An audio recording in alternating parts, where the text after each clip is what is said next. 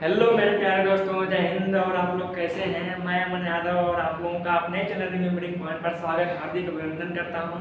मेरे प्यारे दोस्तों, जैसा कि मैं पिछले कुछ दिनों से आप लोगों से नहीं मिल पा रहा था, अपनी क्लास नहीं ले पा रहा था, लेकिन मैं फिर से आ गया हूं अपनी क्लास में और मैं आप लोगों को फिर से टेंस की टॉपिक को ख़त्म करूँगा। तो मेरे प्यारे दोस्तों, आप लोग जैसे पहले वीडियो देखते रहें वैसे अब भी देखते रहें। फिर मैं आप लोगों को जो है आज पढ़ाऊंगा पास्ट परफेक्ट कंटीन्यूअस टेंस, और इसी प्रकार आप लोगों को मजा आता रहेगा, हम पढ़ाते रहेंगे। तो मेरे प्यारे दोस्तों, यहाँ पे हमने जैसा कि लिखा है पास्ट परफेक्ट कंटीन्यूअस टेंस, मैंने आप लोगों को पास्ट परफेक्ट कंटीन्यूअस टेंस के सिंपल सेंटेंस को बता चुका था, और मैं आज आप लोगों को पास्ट परफेक्ट कंटीन्यूअस टेंस की जो है नेगेटिव सेंटेंस अर्थात नकारात्मक वाक्य की स्ट्रक्चर, इंट्रोगेटिव सेंटेंस की structure, first type second type दोनों एक ही साथ आज मैं आप लोगों को negative interrogative first type and interrogative second type का कार्य करवाऊंगा। ठीक है, तो यहाँ पे जैसा स्ट्रक्चर हम इसका लिखते हैं, जो नेगेटिव सेंटेंस होता है दोस्तों, पास्ट परफेक्ट कंटीन्यूअस टेंस का जो नेगेटिव सेंटेंस होता है उसका हम लिखेंगे यहाँ पे स्ट्रक्चर में हम नेगेटिव पहले लिखेंगे सब्जेक्ट के बाद हेल्पिंग वर्ब। इसकी हेल्पिंग वर्ब क्या होती है दोस्तों? हैड होती है, हैड नहीं होती, हैड बीन होती है। लेकिन जब नेगेटिव सेंटेंस है तो हैड के बाद तुरंत नॉट लगेगा, इसके बाद यहाँ पे बीन लगेगा, subject plus helping verb had plus not plus been. इतना करने के बाद हम यहाँ लगाएंगे मेन वर्ब के फर्स्ट फॉर्म में हम आईएनजी लगाएंगे। हम क्या लगाएंगे? आईएनजी लगाएंगे। वर्ब के फर्स्ट फॉर्म में आईएनजी लगाएंगे तो ये हो जाएगी हमारी मुख्य क्रिया। इसके बाद हम क्या लगाएंगे? इसके बाद हमारा नंबर आता है जो है ऑब्जेक्ट का। ऑब्जेक्ट के बाद हम लगाएंगे सिंस या फार। इसके बाद हम लिखेंगे टाइम। इसके बाद भी अगर कुछ बचता है तो उसको हम बाद में लिखेंगे। इस प्रकार से हो जाएगा subject plus helping verb had plus not का प्रयोग, नॉट के बाद बीन का प्रयोग हुआ इसमें। इसके बाद मेन वर्ब के फर्स्ट फॉर्म में ING form plus object plus since या फार प्लस टाइम लगेगा, फिर ईटीसी लगेगा। तो इस प्रकार आपको जो है इसका नेगेटिव सेंटेंस का स्ट्रक्चर हो जाएगा। अगर हम यहाँ पे आप लोगों को इंट्रोगेटिव सेंटेंस का स्ट्रक्चर लिखें तो वह किस प्रकार से होगा उसको भी हम लिख देते हैं, फिर एक साथ हम सबका एग्जाम्पल करवाएंगे। ठीक है, इंट्रोगेटिव सेंटेंस मतलब प्रश्नवाचक वाक्य। अब देखिए प्रश्नवाचक इसमें दो प्रकार का होता है, लिखेंगे यहाँ फर्स्ट टाइप स्ट्रक्चर। ठीक है, स्ट्रक्चर की हिंदी बनावट। तो हम आपको बताएंगे फर्स्ट टाइप स्ट्रक्चर के बारे में। ये तो हो गया नेगेटिव सेंटेंस का स्ट्रक्चर। इसके बाद आप लोगों को इंट्रोगेटिव सेंटेंस अर्थात प्रश्नवाचक वाक्य का जो है स्ट्रक्चर बताऊंगा। तो यहाँ पे देखिए जो हमारा इंट्रोगेटिव सेंटेंस होता है पास्ट परफेक्ट कंटीन्यूअस टेंस का दोस्तों, उसमें हम क्या लिखते हैं? फर्स्ट टाइप में इंग्लिश के वाक्य में जो है हेल्पिंग वर्ब को सबसे पहले लिखते हैं। क्या हो जाएगा? हेल्पिंग वर्ब मतलब हैड आगे आ जाएगा, हैड। फिर इसके बाद आएगा हमारा सब्जेक्ट का नंबर, सब्जेक्ट के बाद आएगा हमारा अगर नेगेटिव सेंटेंस है तो नॉट का भी प्रयोग। इसके बाद हमारा आएगा बीन का नंबर। इसके बाद आएगा मेन वर्ब के फर्स्ट फॉर्म में आईएनजी फॉर्म, वर्ब के फर्स्ट फॉर्म में आईएनजी फॉर्म प्लस आएगा हमारा ऑब्जेक्ट। इसके बाद हमारा क्या आएगा? सिंस या फार आएगा। इसके बाद हमारी आएगी टाइम के बाद हमारा क्या आएगा? इसेट्रा ईटीसी आएगा। ठीक है, और बाद में हम लगाएंगे इसमें क्वेश्चन मार्क, क्योंकि यह हमारा सेंटेंस इंट्रोगेटिव सेंटेंस है। तो मेरे प्यारे दोस्तों, आप लोग नेगेटिव सेंटेंस के स्ट्रक्चर को और इंट्रोगेटिव सेंटेंस फर्स्ट टाइप के स्ट्रक्चर को समझे होंगे। यदि आपको नहीं समझ में आया हो तो आप लोग हमारे यहाँ कमेंट करें, मैं आप लोगों को बताऊंगा। तो मेरे प्यारे दोस्तों, मैं अभी यहाँ पे नीचे जगह कम है, इसकी वजह से मैं आप लोगों को इंट्रोगेटिव सेकंड टाइप का स्ट्रक्चर दूसरे पेज पे बताऊंगा। तब तक आप इसका स्क्रीनशॉट ले लीजिए या इसको नोट कर लीजिए। मैं अब आप लोगों को जो है इंट्रोगेटिव सेकंड टाइप का स्ट्रक्चर लिखवाऊंगा, या तो मैं यह कह सकता हूँ लिखवाने की जरूरत नहीं है। जो हमारा फर्स्ट टाइप का स्ट्रक्चर होता है दोस्तों, जो हमारा फर्स्ट टाइप का स्ट्रक्चर होता है, इसी के पहले यदि हम क्वेश्चन वर्ड जोड़ दें अगर इसी के पहले, तो हमारा क्या हो जाएगा? सेकंड टाइप का स्ट्रक्चर हो जाएगा, और इसी को हम सेकंड टाइप के रूप में यूज करने लगेंगे। ठीक है, इसको हम किसमें यूज करने लगेंगे, सेकंड टाइम में, और सब कुछ वैसे सेम रहेगा, केवल क्वेश्चन वर्ड जो हमारा सेंटेंस में आएगा उसको आगे कर देंगे, हो जाएगा हमारा इंट्रोगेटिव सेकंड टाइप का स्ट्रक्चर। तो हमें लिखवाने की जरूरत नहीं है क्योंकि इतने समझदार तो आप लोग हैं ही। इसके बाद यदि आपको फर्स्ट टाइप दिखता है वाक्य तो यहाँ पे केवल हेल्पिंग वर्ड से शुरू करके खत्म करना। यदि तुम्हारा सेकंड टाइप का वाक्य है तो यहाँ पे क्या करेंगे, क्वेश्चन पर आगे लगा देंगे, हो जाएगा सेकंड टाइप का वाक्य। ठीक है दोस्तों, तो आप लोग इसका स्क्रीनशॉट ले लिए होंगे। मैं आप लोगों को इसका एग्जांपल करवाऊंगा जिससे आप लोगों को अच्छे से समझ में आ जाएगा 5 परफेक्ट कंटीन्यूअस टेंस के वाक्य का।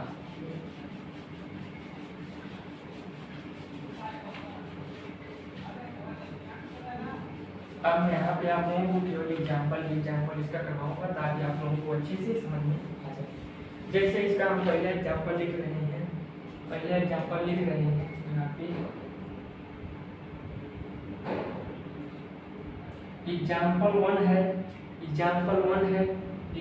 1 है, क्या है 1, जैसे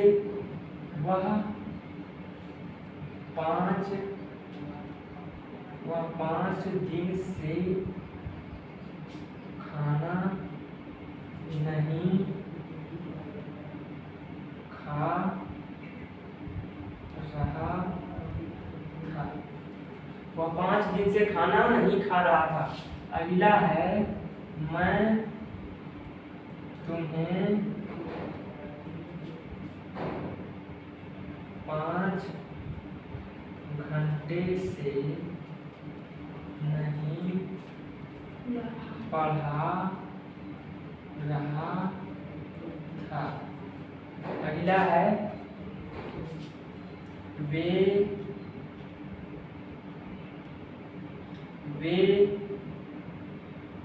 2002 से CPS स्कूल में नहीं पढ़ रहे हैं। ठीक, क्या हो गया, वे 2002 से CPS स्कूल में नहीं पढ़ रहे। अगला क्या है, अगला हमारा है हम तुम्हें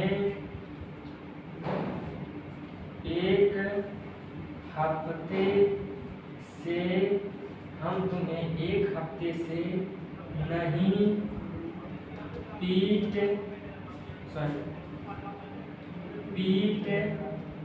रहे हैं। ये हो गया हमारा नेगेटिव सेंटेंस का कुछ एग्जांपल। अब इसी के वास्ते हम लोग समझेंगे इसका इंग्लिश ट्रांसलेशन कैसे होता है।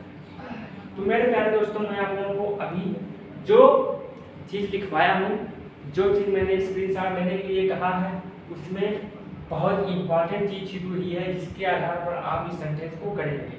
तो मैंने उसमें क्या लिखवाया था दोस्तों, जो हमारा नेगेटिव सेंटेंस था उसमें हमने पहले लिखवाया था सब्जेक्ट।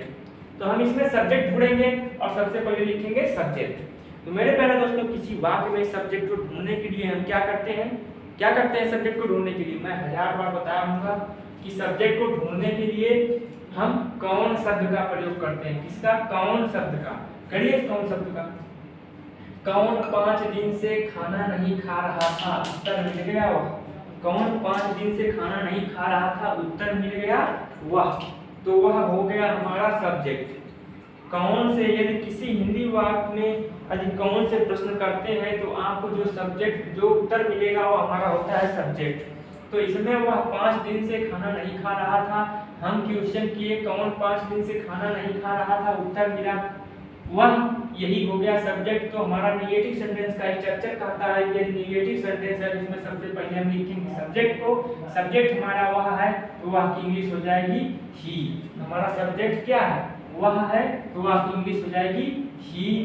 ठीक, जिसके बाद हमारा हेल्पिंग वर्ब का नंबर आता है। इसके बाद हमारा नंबर आता था, इसमें नेगेटिव सेंटेंस है तो नॉट। इसके बाद हो जाएगा नॉट। इसके बाद नंबर आता है बीन का, BEEN। इसके बाद नंबर आता है मेन वर्ब का फर्स्ट फॉर्म में ING का। इसमें मेन वर्ब ढूंढने के लिए क्या करेंगे आप, कोई सेंटेंस दे दिया जाएगा तो मेन वर्ब कैसे ढूंढेंगे कि आप इसमें मेन वर्ब क्या है। मेरे प्यारे दोस्तों, जो हमारी मुख्य क्रिया होती है ना, जो हमारी मुख्य क्रिया होती है वह सेंटेंस में काम करती है। जो काम मुख्य क्रिया मतलब किसी सेंटेंस में जो कार्य होता है वही मुख्य क्रिया होती है। जैसे इसमें देखिए वह 5 दिन से खाना नहीं खा रहा है। अब देखिए खाने की बात हो रही, खाना किसी चीज को खाना या काम है ना, खाना खाना या काम है, तुम खा रहे हो उठा के तो काम कर रहे हो ना, तो इसी को हम मुख्य क्रिया कहेंगे। जो ये खाना उठा के यही हमारी मुख्य क्रिया हो गई। तो मुख्य क्रिया क्या है? खाना। ठीक, खाना मीन्स क्या होती है? ईट। ईट के फर्स्ट फॉर्म में हम लगा देंगे ing, हो जाएगा ईटिंग। क्या हो जाएगा? Eating. He had not been eating. इसके बाद हमारा नंबर आता है ऑब्जेक्ट का। ऑब्जेक्ट को पहचानने के लिए भी मैं आपको बताया था कि यदि किसी सेंटेंस में यदि आपको ऑब्जेक्ट को पहचानना है तो आपको किससे प्रश्न करना होगा? क्या और किसे से प्रश्न करना होगा। यदि आप क्या से प्रश्न करते हैं तो आपको देखिए मैं आपको यह भी बताया था एक दिन कि आप कैसे पहचानेंगे ऑब्जेक्ट को। ऑब्जेक्ट को पहचानने के लिए तरीका बताया था, क्या और किसे से प्रश्न करोगे तो ऑब्जेक्ट मिलेगा। लेकिन मेरे प्यारे दोस्तों यह भी आपको जानना पड़ेगा कि ऑब्जेक्ट कई प्रकार का होता है। ऑब्जेक्ट 2 प्रकार का होता है। ऑब्जेक्ट 2 प्रकार का होता है। कौन ऑब्जेक्ट? डायरेक्ट ऑब्जेक्ट होता है एक, और दूसरा होता है इनडायरेक्ट ऑब्जेक्ट। पहला होता है डायरेक्ट ऑब्जेक्ट और दूसरा होता है इनडायरेक्ट ऑब्जेक्ट। तो मेरे प्यारे दोस्तों यदि आपको किसी सेंटेंस में डायरेक्ट ऑब्जेक्ट को पाना है तो आप क्या से प्रश्न करेंगे? किससे प्रश्न करेंगे? क्या से प्रश्न करेंगे। यदि आपको इनडायरेक्ट ऑब्जेक्ट पाना है आप किसे से प्रश्न करेंगे। ये तो पहली पहचान हो गई। यदि किसी सेंटेंस में आपको क्या प्राप्त करना है? ऑब्जेक्ट को प्राप्त करना है तो क्या और किसे से प्रश्न करेंगे। यदि क्या से प्रश्न करते हैं तो डायरेक्ट ऑब्जेक्ट मिलेगा, और यदि किसे से प्रश्न करते हैं तो इनडायरेक्ट ऑब्जेक्ट मिलेगा। लेकिन लेकिन लेकिन एक बात और मैं आपको बताना चाहूंगा कि यदि इसकी दूसरी पहचान से आप पहचानना चाहें तो जो चीज सजीव होती है वह हमारा इनडायरेक्ट ऑब्जेक्ट होती है, जो निर्जीव होती है वह डायरेक्ट ऑब्जेक्ट होती है। अभी इस सेंटेंस में मैं आपको दिखाऊंगा, जिस भी सेंटेंस में आपको 2 ऑब्जेक्ट मिलेगा उस सेंटेंस में मैं आपको बताऊंगा कि क्या सजीव और क्या निर्जीव। तो मेरे प्यारे दोस्तों यहाँ पे जो है आपको ऑब्जेक्ट ढूंढने के लिए क्या और किसी से प्रश्न करना होगा। जैसे वह 5 दिनों से खाना नहीं खा रहा था, इसमें क्या से प्रश्न करिए? वह 5 दिन से क्या नहीं खा रहा था, उत्तर मिल गया खाना। यही हो गया हमारा क्या? ऑब्जेक्ट। ये हो गया हमारा ऑब्जेक्ट। इसी को हम लिखेंगे यहाँ पे। अब देखिए खाना चीज क्या है? खाना निर्जीव चीज होती है ना, इसलिए कौन सा ऑब्जेक्ट हो गया? डायरेक्ट ऑब्जेक्ट हो गया। खाना क्या है? निर्जीव चीज है, इसलिए कौन ऑब्जेक्ट हो गया? डायरेक्ट ऑब्जेक्ट हो गया। तो इसी प्रकार से जैसे वह 5 दिन से खाना नहीं खा रहा था, हमने प्रश्न किया वह 5 दिन से क्या नहीं खा रहा था, उत्तर मिल गया खाना। तो खाना क्या है? हमारा निर्जीव चीज है, इसलिए कौन सा ऑब्जेक्ट है? डायरेक्ट ऑब्जेक्ट है। इसी प्रकार से इनडायरेक्ट ऑब्जेक्ट और डायरेक्ट ऑब्जेक्ट को हम पहचानेंगे। अब देखिए इसके बाद हम ऑब्जेक्ट का नंबर आता है he had not been eating. इसके बाद खाना की इंग्लिश क्या आ जाएगी? फूड हो जाएगी। ईटिंग फूड क्या हो गया? He had not been eating food. अब इसके बाद हमारा नंबर किसका आता है? सिंस अथवा फार। यदि हमारा निश्चित समय है तो सिंस का प्रयोग करते हैं, यदि अनिश्चित समय है तो फार का प्रयोग करते हैं। तो इसमें देख लेते हैं निश्चित समय है कि अनिश्चित समय है। 5 दिन आया है, 5 दिन तो अनिश्चित समय है, 5 दिन अनिश्चित समय है, इसलिए हम यहाँ लगाएंगे फार का प्रयोग। फार के बाद 5 डेज हो जाएगा, 5 दिन की इंग्लिश 5 डेज। इस प्रकार से हम सेंटेंस को लगाएंगे दोस्तों। वह 5 दिन से खाना नहीं खा रहा था, he had not been eating food for 5 days। अगला है मैं तुम्हें 5 घंटे से नहीं पढ़ा रहा था। इसमें सब्जेक्ट क्या है? कौन तुम्हें 5 घंटे से नहीं पढ़ा रहा था, उत्तर मिला मैं, हो गया सब्जेक्ट। इसके बाद आई साथ हैड, इसके बाद नॉट का प्रयोग नहीं आया है, नॉट का प्रयोग। इसके बाद बीन, इसके बाद मेन पर पढ़ाने का काम हो रहा है, तो मेन पर इसकी इंग्लिश होती है टीच। टीच में आईएनजी जोड़ दो, हो जाएगा teaching. I had not been teaching. अब देखिए ऑब्जेक्ट ढूंढने की बारी आई। अब इसमें देखिए इसमें हमको इनडायरेक्ट ऑब्जेक्ट मिलेगा। कैसे? अब देखो मैं तुम्हें 5 घंटे से नहीं पढ़ा रहा था, मैं किसे 5 घंटे से नहीं पढ़ा रहा था, उत्तर मिला तुम्हें। यही है हमारा ऑब्जेक्ट। तुम्हें ऑब्जेक्ट है, तुम्हें क्या सजीव है कि निर्जीव? ये किसी व्यक्ति या किसी सजीव चीज की ओर इंगित करता है। तुम्हें, जैसे मैं कह दिया तुम्हें, तुम क्या कर रहे हो, तुम्हें क्या करना चाहिए, तो तुम सजीव हो ना, इसलिए यह सजीव है तो इनडायरेक्ट ऑब्जेक्ट हो गया।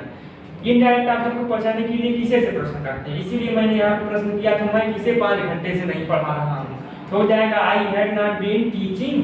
अब तुम्हें इंग्लिश हो जाएगा यू ऑब्जेक्ट के केस में। इसके बाद टाइम टाइम का नंबर आता है तो टाइम के पहले सिंस या फार लगता है। इसमें भी देखेंगे समय क्या है हमारा, निश्चित है का अनिश्चित, तो 5 घंटे अनिश्चित है, इसलिए यहाँ पर भी क्या लग जाएगा, फार लग जाएगा। कहाँ पे था, यहाँ पे लग जाएगा फार 5 हावर्स, फार 5 हावर्स, या इस प्रकार से हो जाएगा। अगला सेंटेंस है वे 2002 से सीबीएस स्कूल में नहीं पढ़ रहे हैं। सॉरी, यहाँ पे हम पास पढ़ा है, वह नहीं करेगा, यहाँ पे थे आएगा, ठीक है।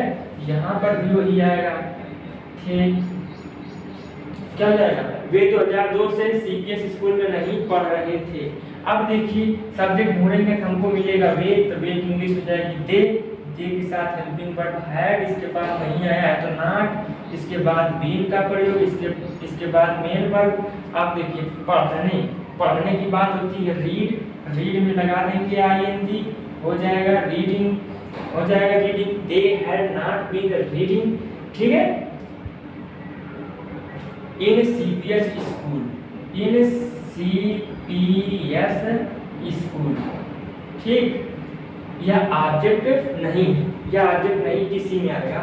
दे had not been reading in CBS school, इसके बाद या तो इसके यहाँ पे लिखें। अब इसके बाद चलिए इसी तरीके से हो जाते हैं, they had not been reading in CBS school, इसके बाद 2002 एक निश्चित समय है, इसलिए यहाँ पे सिंस लगेगा। सिंस और फार का मैं प्रयोग आपको बता चुका हूँ अगले वीडियो में, वहां से आप पढ़ लेंगे तब जान जाएंगे। हो जाएगा सिंस 2002,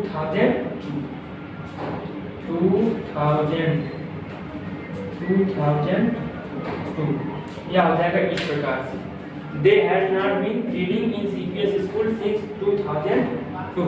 अगला सेंटेंस है हम तुम्हें एक हफ्ते से नहीं पीट रहे थे। इसमें सब्जेक्ट हो जाएगा बी के साथ हम लगाएंगे वर्ब हैड, इसके बाद नॉट, नॉट के बाद बीन, मेन वर्ब क्या है, पीटने की इंग्लिश होती है बीट, बीट में आईएनजी जोड़ देंगे, हो जाएगा beating. We had not been beating, अब ऑब्जेक्ट है इसमें तुम्हें, इंग्लिश हो जाएगी you, we had not been beating you. 1 हफ्ते अनिश्चित समय, इसलिए फॉर 1 वीक, यह हो जाएगा इस प्रकार से। इस प्रकार से आप जो है नेगेटिव सेंटेंस को हल करेंगे, ठीक है। अब मैं आप लोगों को इंट्रोगेटिव सेंटेंस बताऊंगा, फिर इसके बाद इस टेंस की समाप्ति हो जाएगी, आपका बचेगा फ्यूचर, ठीक है।